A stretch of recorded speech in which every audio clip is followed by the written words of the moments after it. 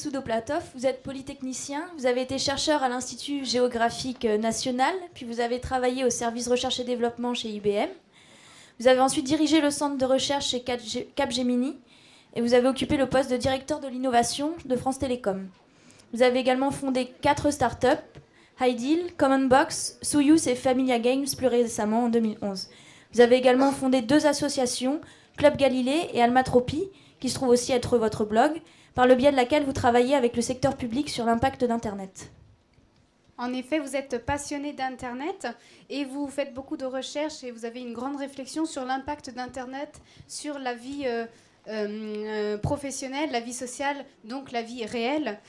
Votre société HyperDocs conseille sur les aspects stratégiques liés à Internet. Vous donnez beaucoup de conférences et vous êtes notamment enseignant à l'école Subdeco et à l'éthique. Et vous occupez actuellement de la rubrique politique 2.0 à Fondapol. Vous avez également écrit 2 livres, donc Avec Internet, où allons-nous, publié en 2004 aux éditions Pommier, ainsi que Le monde avec Internet, donc publié en 2012 aux éditions FYP. Voilà. Merci beaucoup à vous deux. On peut les applaudir, oui, pour cet exercice magnifique de la journée. Merci Angèle et Emma. Sans attendre, Serge, à vous de nous éblouir. Il y en a un qui est branché. Merci. Ça, c'est ce qui s'appelle mettre la barre très haut. Hein. Bon, j'espère qu'on ne va pas vous décevoir. Oui, effectivement, on peut toujours se poser la question, mais Internet, qu'est-ce que ça fout là pourquoi ça s'est installé vous savez, il ne faut pas croire que c'est venu par hasard. Hein. Si vous regardez même les travaux de Leroi-Gourhan, depuis l'homme préhistorique, il y a toujours une co-construction entre l'homme et l'outil. La main fabrique l'outil et l'outil change l'homme, disait Leroi-Gourhan. C'était un homme délicieux. Je me souviens de l'avoir entendu sur France Culture. C'était lorsque j'ai rencontré mon premier mammouth, disait-il. Enfin, c'était vraiment extraordinaire. Oui, donc Internet, c'est pas là par hasard. Ça correspond à quelque chose que, bien modestement, je vous suggère. Après, j'irai à vous de voir en faire quelque chose. Faut pas croire que la vie aujourd'hui, c'est différent d'avant. Vous savez, autant dans le corpus technologique, on se construit des connaissances qui s'appuient les unes sur les autres. Je veux dire, on en sait aujourd'hui beaucoup plus sur le climat et la météorologie qu'il y a 2000 ans. Il y a 2000 ans, on disait « il pleut ». Il, c'était le dieu. Aujourd'hui, on modélise le couplage océan-atmosphère. Une des choses qui n'a jamais changé dans la vie, qui moi me fascine, c'est que, contrairement à ce qu'on pense, le temps moyen que passe un citadin dans les transports est le même à Paris, Londres, Tokyo, New York, Los Angeles. Mais on a montré que c'est le même depuis 40 ans, et les historiens vous disent que c'est le même depuis le Moyen-Âge, c'est 1h30. Donc finalement, ça ne change pas. En revanche, ce qui a changé, ce que je vous suggère, c'est ça. Quand moi je suis né, il y avait 2,3 milliards, 2,4 milliards d'individus sur Terre. Aujourd'hui, on est 7. C'est pas moi le coupable, hein, je vous rassure. 7 milliards d'individus dans un même vaisseau spatial, ça veut dire quoi? Ça veut dire que nos journées sont bourrées d'interactions. On a plus de collègues, plus d'étudiants, plus de profs, plus de clients, plus de partenaires, plus de. Et donc ces interactions aujourd'hui, ça fait un monde dont la complexité est en train de se révéler.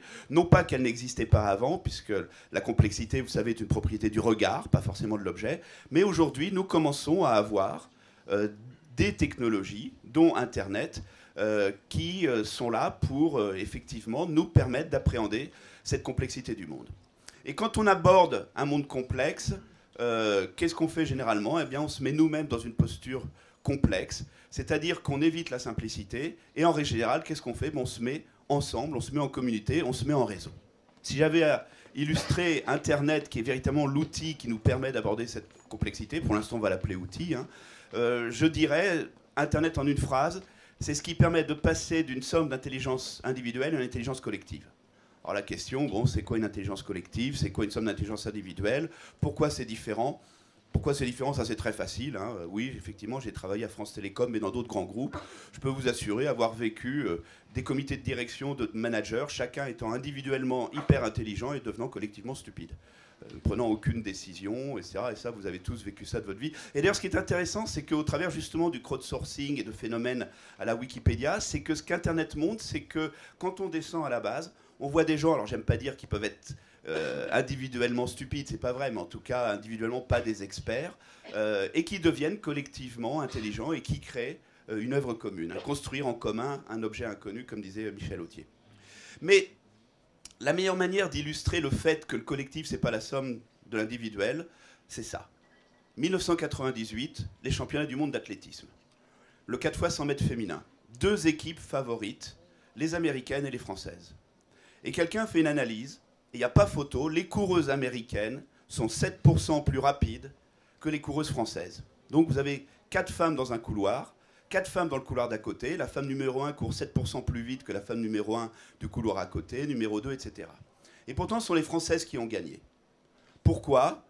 Sur le plan analytique, le passage du témoin était beaucoup plus efficace. Dit autrement, ce n'est pas la somme de la vitesse des coureurs qui fait gagner le 4x100 mètres, mais la vitesse du bâton. Et ce qu'on voit, c'est que la vitesse du bâton n'est pas la somme de la vitesse des coureurs. Et donc aujourd'hui, ce qui est intéressant à se poser comme question, c'est quoi dans un collectif, dans une entreprise, dans un groupe, dans une communauté, c'est quoi l'équivalent de ce bâton qui fait qu'on a envie de véritablement, je dirais, progresser tous ensemble. Intéressant d'ailleurs, tiens, prenons l'administration française, bourrée de gens hyper intelligents. Moi, j'ai effectivement créé 4 startups, et j'ai en face de moi des gens vachement intelligents, ça s'appelle l'Oseo. Et puis, ils sont là pour m'aider. Un peu beaucoup, mais je ne veux pas refuser, c'est très bien. Et puis, j'ai un autre truc qui s'appelle l'URSSAF.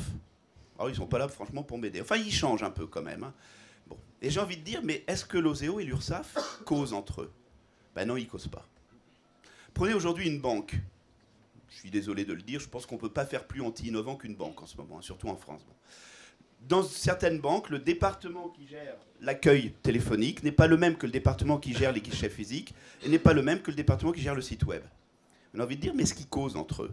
Non. Même probablement, les managers se font des petites crasses de temps en temps au comité de direction.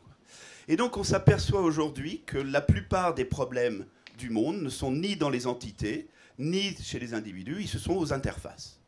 Hein, c'est l'information qui circule mal, c'est le process qui n'est pas bien respecté, c'est etc., etc., etc. Et donc la bonne nouvelle, c'est que justement, Internet, c'est parfait pour gérer les problèmes d'interface.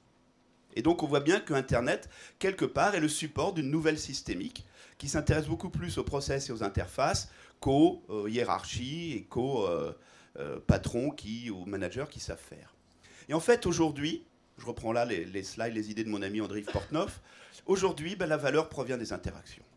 C'est véritablement quand on échange qu'on crée de la valeur. C'est quand on s'échange l'information, mais quand on échange la valeur, quand on se met ensemble, hein, vous savez, la fameuse phrase des systémiciens, hein, le tout est plus que la somme des parties, même si parfois le tout est moins que la somme des parties.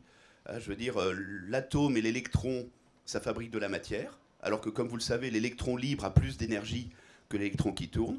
Donc oui, l'électron libre a moins que la somme des parties, il a moins d'énergie, mais de l'autre côté, ça crée de la valeur.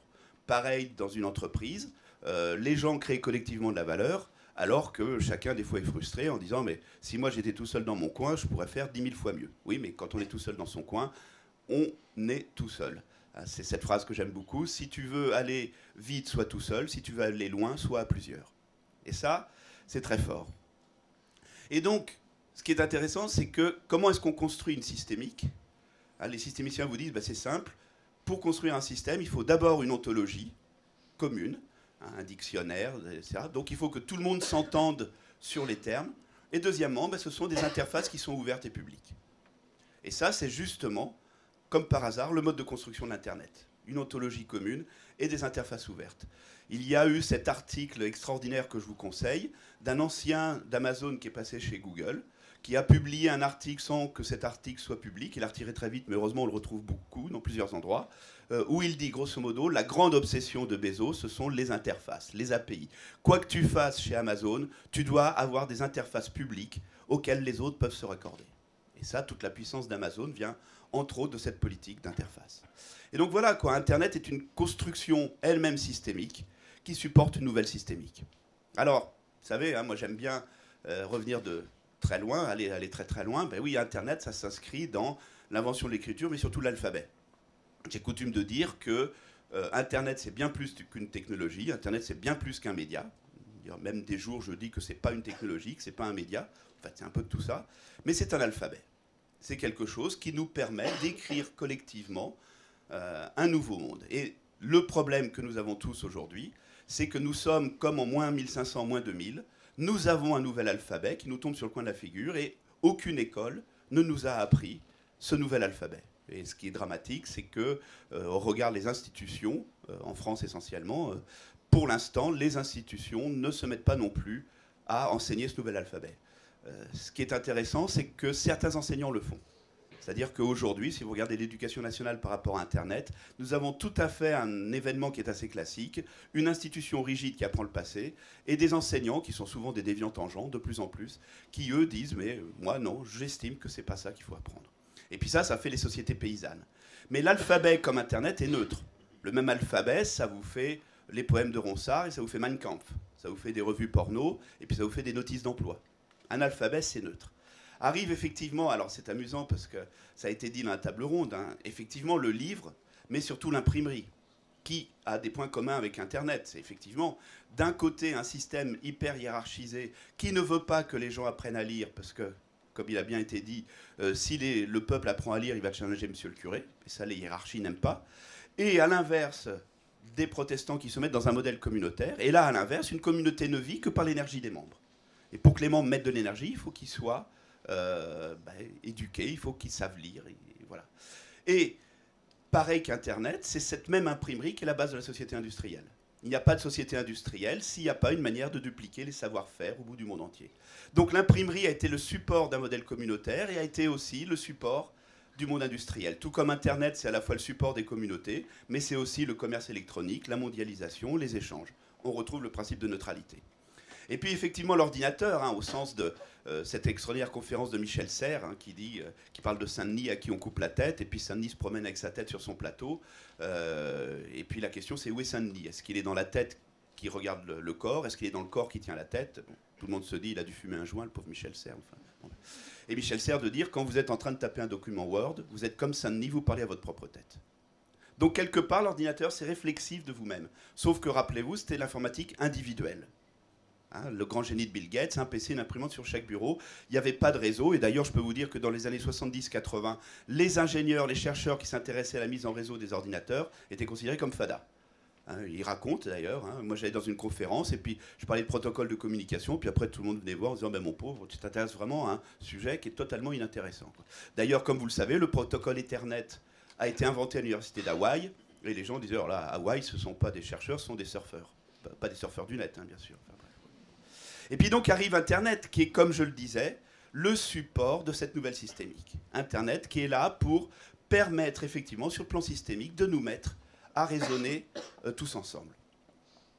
Et alors, ça veut dire quoi ça? Ça veut dire 5 grandes fractures qui sont portées par ce modèle Internet. Et quand je dis fracture, je veux dire basculement d'un modèle à un autre, mais pas forcément basculement intégral. Simplement, il y a un ancien modèle et il y a un nouveau modèle. L'ancien modèle va peut-être résister dans certains cas de figure, mais le nouveau modèle commence à s'imposer de plus en plus. Ben, premièrement, Internet, c'est l'innovation ouverte. Hein, l'innovation fermée, c'est les brevets, c'est mon savoir-faire. Je suis riche parce que j'ai des brevets. L'innovation ouverte, c'est je m'enrichis, dans tous les sens du terme, parce que je partage et parce que je co-construis. Je vous rappelle d'ailleurs que l'invention du web, hein, vous savez que le web et Internet, c'est pas la même chose, hein, j'espère. Internet, c'est 60, le web, c'est 90. L'invention du web est née d'un désir de Tim Berners-Lee de faire de l'innovation ouverte, c'est-à-dire d'offrir des plateformes collaboratives pour que les chercheurs du monde entier puissent partager et co-créer des grandes recherches. Ben, la deuxième grande innovation, grande rupture, c'est que effectivement, Internet favorise le modèle communautaire et pas du tout le modèle hiérarchique. Comme je dis, planter Internet brutalement sur une hiérarchie, vous ferez des schizophrènes. Troisième grande rupture, bien, régulation externe versus régulation interne. Est-ce que lorsque j'ai un conflit, j'attends tout du juge, ou est-ce que lorsque j'ai un conflit, ben, je le gère en mode peer-to-peer? On voit très bien les différences entre le modèle anglo-saxon et le modèle français. Entre parenthèses, on le verra, hein, quand on commence à toujours demander à une régulation externe de s'occuper de tout, au bout d'un moment, la régulation externe s'épuise. C'est exactement ce qui est en train de nous tomber sur le coin de la figure aujourd'hui. Donc plus d'impôts, plus de, etc. Alors que, franchement, on pourrait trouver d'autres manières plus intelligentes de résoudre les problèmes. Mais Internet, c'est l'économie de flux et pas l'économie de stock. Économie de stock, je m'enrichis parce que je génère de la rareté. Économie de flux, je m'enrichis parce que je génère du flux. On va voir tout ça. Et puis, dernier point, et ça c'est le plus délicat, Internet favorise le design collaboratif. Beaucoup plus que le design de l'expert, du designer, etc. Alors, encore une fois, hein, le monde ne va pas aller à droite. Heureusement qu'on a des artistes, heureusement qu'on a des designers, heureusement qu'on a des gens qui, quelque part, continuent de mettre leur trip sur la table et créer quelque chose que les autres ne sont pas capables de créer. L'économie de stock versus l'économie de flux, c'est le monde du luxe. Si demain le luxe se met dans une économie de flux, si on vend des Ferrari comme on vend des Twingo, ben vous êtes d'accord que la Ferrari ne devient plus un objet de désir comme il est, quoi. Alors, l'innovation ouverte, ben oui, d'un côté, il y a le brevet, et de l'autre côté, il y a les Living Labs. Alors, pour l'illustrer, très simplement, hein, comparons le monde Internet et le monde des opérateurs télécoms. Internet, c'est un réseau de réseaux, Internetwork. Le monde des télécoms, c'est un réseau propriétaire. C'est mon réseau, il est fermé, il est à moi, et puis c'est moi qui décide ce que j'en fais. Un réseau de réseaux, c'est ce qui explique que l'université a son propre réseau et se plug à Internet et ça marche. C'est ce qui explique chez vous, ce truc est quand même miraculeux. Je ne sais pas si vous vous rendez compte, hein, vous avez une box, et puis un de vos copains arrive chez vous et se plug à votre réseau Internet, et en l'espace de quelques secondes, l'ordinateur fait partie du réseau Internet. Remarquez que les opérateurs de télécom n'ont jamais été fichus de faire ça, hein. Si vous appelez quelqu'un qui se trouve être le bureau d'à côté, ça continue de passer toute la hiérarchie tous les systèmes télécoms et de remonter en haut, et puis ça coûte, et puis ça redescend. Deuxièmement, ben oui, des normes et protocoles fermés, hein, basés sur cahier des charges, discussions avec les industriels, brevets, etc. Là où Internet, heureusement, pour la plupart, hein, bon, vous savez qu'il y a quand même quelques zones un peu fermées comme Skype, etc. Mais ce sont des normes et des protocoles qui sont ouverts et qui sont publics et qui sont d'ailleurs faits en mode collaboratif, hein. Je vous rappelle que n'importe qui d'entre vous peut aller sur le site de l'IETF et proposer une norme. C'est pas si facile que ça, mais voilà. Et puis surtout, et là ça déborde largement du monde des opérateurs de télécom, là où c'est moi, opérateur, qui sais ce qui est bon pour mon client, dans le monde Internet, tout le monde peut faire des services. Quelqu'un a l'idée d'un nouveau site de e-commerce, ben, qu'il le fasse. Quelqu'un veut faire un nouveau moteur de recherche, qu'il le fasse. Quelqu'un veut faire un nouveau réseau social, qu'il le fasse. Et ça, c'est fondamental de comprendre qu'on est tous acteurs de ce nouveau monde. Vous savez, ce que je dis des opérateurs télécoms, ça vaut aussi pour beaucoup d'industries, hein, aujourd'hui, qui continuent de penser qu'il n'y a que le manager qui sait ce qui est bon pour ses clients. C'est pas vous que j'apprendrai que quand un directeur de marketing dit qu'il écoute ses clients, ça veut dire en fait qu'il sélectionne les clients qui pensent comme lui, quoi. Et les autres, il les fout à la porte, quoi. Je vois que vous avez déjà connu ce genre de situation. Ben, deuxièmement, oui, les communautés. Il y a un monde où il y a le chef, l'expert, le prof, le CEO, le manager, Dieu, le pape, papa, maman, et puis la parole était descendante. Et la parole horizontale n'était pas très amplifiée. Comme je dis toujours en rigolant, mes parents faisaient partie de la génération où les enfants ne parlaient pas à table. Moi, je me souviens toujours un qui me dit qu'est-ce que c'était le bon temps, mais enfin ça c'est un autre débat. Mais prenez aujourd'hui un gamin qui sort en classe de terminale, quand est-ce qu'il a été jugé sur un travail collaboratif? Il y a le TPE en classe de première, oui, mais franchement non. Et ce qu'Internet a changé, c'est qu'il a bouleversé le rapport de la parole horizontale par rapport à la parole verticale. Et ça, c'est extraordinaire, parce que c'est une parole qui est libre, qui, je ne veux pas dire n'est forcément toujours de qualité, mais qui est surabondante. Et d'ailleurs, aujourd'hui, je signale à tout le monde qu'il faut arrêter de faire des études de marché ou des analyses comme on le faisait avant. Si vous regardez ce que c'est qu'une étude de marché aujourd'hui, c'est une méthode qui est basée sur un monde où le matériau de base, c'est-à-dire l'opinion, est rare. Aujourd'hui, nous sommes dans un monde où le matériau de base, à savoir l'opinion, est surabondant. Et il faut totalement changer ces méthodes. Alors, moi, j'aime bien illustrer l'importance de cette parole communautaire en vous rappelant ce qui s'est passé en 1994. Intel sort son Pentium et il y avait un problème. Une fois sur 20 millions, ça calculait mal. Bon, une fois sur 20 millions, ça passe dans l'épaisseur du trait, sauf que quand vous avez des millions de clients qui ont des millions d'usages, au bout d'un moment, il y a forcément quelqu'un qui s'en rend compte. C'est un ingénieur. Et comme il était ingénieur, il décompile, hein, il avait une tableur Excel, ancien PC, nouveau PC, et une cellule qui ne donnait pas le même résultat. Donc qu'est-ce qu'il fait? Il envoie son tableur à Intel, en lui disant, regardez monsieur Intel, tel résultat. Et la réponse d'Intel, c'était quelque chose du genre, cher monsieur le client, nous sommes ISO 9001, casse-toi pauvre con, version Intel. Bref, bon. Donc l'ingénieur a posté son résultat sur un forum de discussion. Bah, évidemment, dans l'heure, dans la journée, dans la semaine, dans le mois, il y a eu plein de gens qui ont dit, bah oui, je confirme. Moi aussi, j'ai le même problème et Intel est obligé de plier.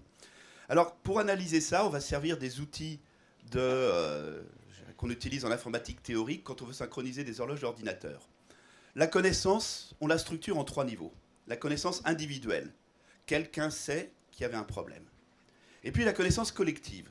Tout le monde sait qu'il y a un problème. Oui, mais si un tel avait eu 10 000 clients qui lui avaient dit qu'il y a un problème, un tel aurait dit 10 000 fois, cher monsieur le client, nous sommes ISO 9001. Le drame d'un tel, c'est qu'il est en face de lui, il avait en face de lui non pas 10 000 clients qui savaient qu'il y avait un problème, mais 10 000 clients qui savaient que les autres 10 000 clients savaient qu'il y avait un problème. Et ça s'appelle la connaissance globale. Hein. Quelqu'un sait, tout le monde sait que les autres savent. Alors les fameux médias, dont on parle beaucoup ici, la télévision, la presse, c'est ce qui fait passer du 1 au 2. Tout le monde a lu le journal, tout le monde a écouté la télé, tout le monde a lu la télé, tout le monde a écouté la radio.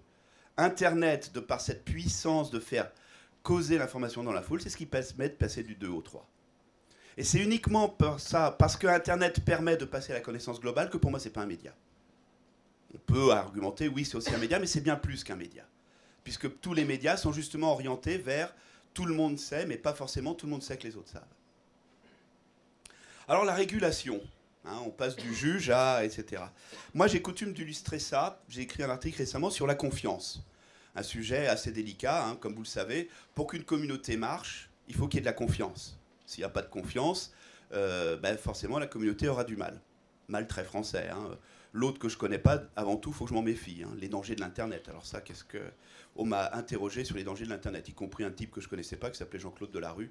C'était une de mes expériences les plus sinistres. Si j'ai le temps, je vous raconterai comment, à la fin, je me suis vengé sur lui. Bon. Non, je me suis bien vengé sur lui. La confiance, c'est quoi? C'est un équilibre instable. Il y a 2 personnes, A et B. Et puis, pour que A et B se fassent confiance, il faut mettre de l'énergie. Pourquoi? Parce que si l'un des deux n'a plus confiance, on va vers une des autres cases. Hein, A fait confiance à B, mais B ne fait pas confiance à A. Ou l'inverse. Et alors là, après, on va directement dans la case méfiance. Hein, A et B se font méfiance. Et alors ça, à l'inverse, la case méfiance est un équilibre remarquablement stable. Une fois qu'on est stocké dans la méfiance, alors là, on n'en bouge plus. C'est remarquable d'ailleurs, tout concourt à dire que j'ai eu bien raison de ne pas faire confiance à ce type en face. Donc c'est une énergie qu'il faut continuellement mettre pour rester dans la case confiance. Et cette énergie, elle peut avoir 2 équilibres, 2 origines. Première origine, elle vient de l'interne. C'est A et B, ou c'est la communauté, qui met de l'énergie pour se faire confiance. Alors ça coûte, hein, il faut constamment mettre de l'énergie, mais dans un monde hyper complexe, c'est efficace. Deuxième cas de figure, on attend d'une autorité externe, le juge, le prof, le dieu, papa, maman, etc., d'être là pour imposer cette confiance. Alors ça, c'est une grande qualité, c'est qu'on n'a plus rien à foutre. Hein, après tout, puisque j'ai une autorité externe qui s'occupe de mettre de l'énergie pour que j'ai confiance dans l'autre, voilà, comme ça, j'ai plus à travailler. Sauf que, encore une fois, dans un monde complexe qui est bourré d'interactions, si on veut que l'autorité externe se mêle de toutes les interactions, évidemment, ça ne peut plus marcher. D'où, encore une fois, trop d'impôts, trop de ceci, trop de cela, etc. Et là, on voit bien que les modèles communautaires, une fois de plus, sont mieux à même de gérer la confiance. Et cette énergie, pour circuler, a besoin d'informations. On peut difficilement mettre de l'énergie et faire confiance à quelqu'un s'il n'y a pas un minimum d'informations qui transitent. Vous avez compris, on retrouve le rôle fondamental d'Internet pour continuer à mettre de la confiance dans le réseau. Hein, en clair, c'est pas le juge, mais c'est eBay qui décide si l'autre et moi... Vous savez, à l'époque d'eBay, il y avait plein de sites de vente aux enchères. Si eBay a grandi comme il a grandi, c'est parce qu'il avait justement mis en place ce mécanisme de connotation entre l'acheteur et le vendeur, qui était une très grande nouveauté, et qui a permis de générer la confiance dans le réseau. Alors, économie de flux, oui, il y a un monde où je suis riche parce que je génère de la rareté, et puis il y a un monde où je suis riche parce que je génère de l'abondance, et que je génère du flux.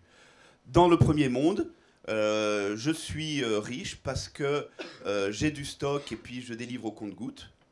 Hein, le monde de la musique, par exemple, aime bien... qu'est-ce que c'était bien l'époque où il fallait 1h30 pour dupliquer une cassette d'1 heure. Dans un monde d'abondance, non, le fichier MP3, je le diffuse à plusieurs copains, qui eux-mêmes le diffusent à plusieurs copains. La phrase la plus délicieuse que j'ai entendue récemment, c'est un gamin de 7 ans qui disait non, moi, le fichier MP3, je le vole pas, parce que quand j'envoie à mon copain, il reste encore chez moi. Ça fait réfléchir quand même. Bon. Et donc, Voilà, et ce qui est intéressant, sans vouloir développer à fond, mais nous assistons aujourd'hui à une bagarre que j'ai qualifiée, c'est marrant, il y a une dizaine d'années, hein, de barbares contre les rentiers. Je vais vous présenter 4 cas de figure. Un major, qu'est-ce qu'il fait? Un major achète un artiste, transforme et revend du CD.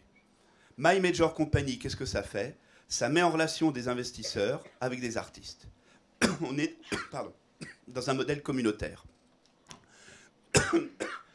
Excusez-moi, j'ai décidé que j'allais mourir sur scène tout à l'heure. Donc j'ai envie de réussir ma sortie avec vous. Là. Donc le Novotel, un hôtel, qu'est-ce que ça fait? Ça achète des immeubles, ça transforme et ça revend des nuitées d'hôtel. Airbnb, dont je suis de plus en plus fan, qu'est-ce que ça fait? Ça met en relation des gens qui ont des espaces à louer avec des gens qui ont envie de louer ces espaces. Une banque, qu'est-ce que ça fait? Ça achète de l'argent, ça transforme et ça revend des prêts. Prosper aux États-Unis, qu'est-ce que ça fait? Ça met en relation des particuliers qui prêtent de l'argent à d'autres particuliers. Hertz achète des voitures, transforme et revend des journées de location. Voiture libre, ça met en relation des gens qui ont des voitures et qui veulent les louer à d'autres personnes. Et on retrouve toujours la même chose. D'un côté, un modèle de rareté, d'un autre côté, un modèle de flux et d'abondance. D'un côté, un modèle qui a des clients et qui a du mal à comprendre que ces clients, ça pourrait faire une communauté. Et d'un autre côté, un modèle qui dit, mais moi, avant tout, je crée une communauté. Et ce qui est intéressant, c'est que quand vous êtes un Airbnb, un Prosper en voiture libre, votre problème numéro 1, c'est de monter cette communauté. Donc, qu'est-ce que vous faites? Vous allez les chercher. Ça, c'est Siri, ça. Vous allez les chercher, cette communauté, chez les rentiers qui, eux, n'en font rien. Des rentiers qui ont des clients dont ils ne font rien, et des barbares qui, eux, au contraire, sont dans une économie de flux et qui savent très bien toute la valeur qu'ils peuvent apporter avec ce flux. Cinquièmement, le design collaboratif. Oui, on parlait de crowdsourcing. Je vais vous donner quelques exemples amusants. Hein. Facebook, 70 langues. L'interface, je parle. Fait en mode crowdsourcing. Les communautés ont dit, filez-nous les fichiers en anglais et nous, on va les traduire. Alors, on pourrait se dire, c'est dégueulasse parce que Facebook, quand même, il a du fric. Non, non, les communautés ont dit, non, non, nous, ça nous apporte de la valeur d'avoir l'interface dans notre langue et puis comme ça, on est sûr qu'on l'aura. Un exemple de crowdsourcing que j'adore. Alors là, on est dans une ville qui s'appelle Paris, vous savez, une espèce de machin qui est au nord, là, au bout du TGV. Et puis là, on est dans Second Life. Et là, on est dans le Forum des Halles. Alors, le maire de Paris est fier de son Forum des Halles. Anne Hidalgo tweet que le monde entier nous envie le Forum des Halles. Ce qu'ils oublient de dire, c'est que les riverains n'en veulent pas. Depuis longtemps, ils ne veulent pas de cet aménagement. Donc, les riverains ont organisé un concours dans Second Life, avec vote. Hein. Ils ont fait voter la communauté sur les meilleurs projets. Moi, j'aurais été le maire de Paris, j'aurais dit à mon architecte en chef, va travailler avec eux. Moi, j'ai connu une école à Sydney, une école qui allait de la maternelle jusqu'à la terminale, où cette école devant se doter d'un nouveau bâtiment, la directrice a demandé à l'architecte de co-designer le bâtiment avec les élèves dans Second Life. Donc vous voyez, on peut arriver à un design collaboratif, quelque chose de fabuleux. Un autre exemple amusant, vous voyez cette voiture-là, ça s'appelle la Logan. Renault était très strict sur les photos de la Logan, très strict. Hein. Quand on voit l'horreur que c'est, bah bref, bon. Et donc le jour dit à l'heure H, ils publient enfin les photos de la Logan. Oh, en moins de 4 jours, il y avait la version break de la Logan dans les forums de discussion. Ce qu'on appelle le tuning Photoshop. Il y a des gens dont le plaisir, c'est de dessiner la voiture de leurs rêves. Et dans des modèles communautaires. Moi je dis à Renault, mais vous vous rendez compte, la chance que vous avez des communautés qui vous dessinent la voiture. Pourquoi vous n'envoyez pas vos designers avec eux? Non, à cette époque, c'était 2006, on m'avait répondu, dans Internet, il n'y a que des emmerdeurs. Pas étonné si les voitures Renault sont parmi les plus laides au monde. J'espère qu'il n'y a personne de Renault ici. On en a parlé tout à l'heure, reCAPTCHA, le voilà. C'est une petite boîte qui a eu cette idée géniale de scanner des documents, de découper le document en mots, et puis là vous avez le mot morning, et puis vous avez le mot upon, on fait la vérification sur upon, et vous tapez upon, c'est bien, vous n'êtes pas un robot, et vous tapez morning gentiment, vous faites de la reconnaissance de caractère, non pas pour la petite boîte, mais pour Google, qui a acheté la petite boîte. Alors au passage, ce modèle ne marchera que si le résultat redescend dans la communauté. Si Google garde le résultat pour lui à la fin et le revend, alors là je peux vous dire que reCAPTCHA, c'est fini. Et alors il y a un truc qui s'appelle l'entreprise là-dedans, qui est très déstabilisé devant cette systémique. Pourquoi? Parce que l'entreprise vit beaucoup sur un modèle hiérarchique. Pas que l'entreprise, hein, les États aussi, mais les États commencent à comprendre. L'information est verticale, le sens est porté par les décisions, le leader c'est le chef, les décisions sont imposées, la structure est nommée. Et puis il y a un modèle communautaire où l'information est horizontale, le sens est porté par les interactions, Le leader, c'est l'animateur, les décisions émergent et la structure est auto-organisée. Et ça, Internet favorise ce modèle-là. Et le drame systémique auquel les entreprises aujourd'hui sont vraiment à faire face, c'est que l'externe de l'entreprise est en réseau, que les frontières de l'entreprise deviennent poreuses et que l'entreprise, elle, reste en mode silo pyramidal. Et ça, c'est pas du tout soutenable. Et la meilleure manière de résoudre ça, c'est ce que j'appelle la systémique de l'innovation. Dans tout corps constitué, que ce soit une entreprise, une université, un collectif de gens, il y a 3 choses. Il y a une structure, des procédures, un organigramme, des méthodes. Il y a des outils, des ERP, un intranet, etc. Et puis, il y a surtout des comportements. Des gens qui ont des craintes, des enthousiasmes, des passions. Vous savez qu'un des grands drames aujourd'hui dans le monde de l'entreprise ou dans le monde corps constitué, c'est qu'entre ceux qui ont peur de numérique et ceux qui sont fans du numérique, l'écart est immense. Et on peut mourir dans un collectif si on laisse un écart aussi immense que ça. Eh bien, c'est de manière systémique qu'il faut traiter la transition aujourd'hui vers le monde du numérique. Premièrement, il faut construire maintenant les corps constitués sur les process. Pourquoi ? Parce que ce sont les process qui permettent de fluidifier les interfaces. La couche qui souffre le plus, c'est le middle management. Il faut redéfinir les rôles du middle management. C'est eux qui sont écartelés entre une ancienne systémique et une nouvelle systémique. Les outils, justement, nous avons la chance d'avoir tous les outils de l'Internet qui sont là, qui sont pas chers, et puis qui permettent, qui sont dans une dynamique extrêmement positive et d'innovation ouverte, qui permettent de mettre en place de nouvelles manières de travailler ensemble. Quant au comportement, eh bien oui, il faut former les gens. Et ça, c'est fondamental. On ne fera pas la transition dans le numérique, on ne saura pas aborder tous ensemble un monde vraiment ensemble si quelque part on ne fait pas comme ce qu'ont fait les Grecs avec l'alphabet, c'est-à-dire former les gens. Et ça, c'est absolument fondamental. Donc, ben oui, les clients sont en réseau, les clients innovent, les collaborateurs se mettent en réseau, les collaborateurs innovent aussi, la valeur est dans l'usage, la valeur est dans le floc, mais surtout, l'entreprise va se mettre en mode collaboratif, mais surtout, nous avons aujourd'hui la chance, c'est que nous avons Internet. Et dans ce monde de déprime que tout le monde nous dépeint de manière catastrophique, ben non, on a du pot, on a ce machin-là qui s'appelle Internet.